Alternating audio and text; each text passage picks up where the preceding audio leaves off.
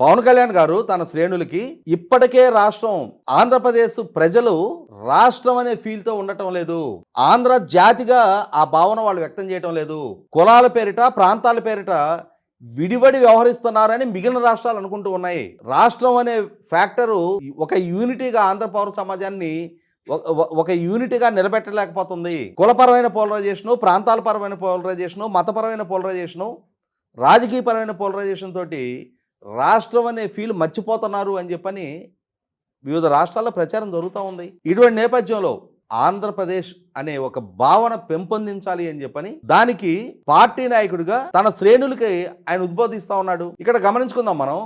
ఉమ్మడి రాష్ట్ర ముఖ్యమంత్రిగా పనిచేసిన చంద్రబాబు నాయుడు గారు ఆయన ప్రసంగం దేంతో ముగించేవాళ్ళు? జై జన్మభూమి, జై ఆంధ్రప్రదేశ్ అనేవాళ్ళు. జై హైదరాబాద్ అన్నారా? అసలు జై అమరావతి అనే స్లోగన్ ఎలా వచ్చింది, ఎందుకు వచ్చింది? ఉద్యమ నేపథ్యం. జగన్మోహన్ రెడ్డి అనే ఒక పాలకుడు రాష్ట్ర అసెంబ్లీ ద్వారా తీర్మానం జరిగి ప్రధానమంత్రి గారి చేతుల మీదుగా శంకుస్థాపన జరిగి నిర్మాణం జరుపుకుంటున్న రాజధానిని కాదు అని చెప్పని అతను 3 రాజధానుల ప్రస్తావన తీసుకొచ్చినప్పుడు 3 రాజధానులు వద్దు, అమరావతి ముద్దు, అమరావతి మాత్రం ఏకైక రాజధాని, జై అమరావతి అనే ప్రస్తావన అప్పుడు వచ్చింది.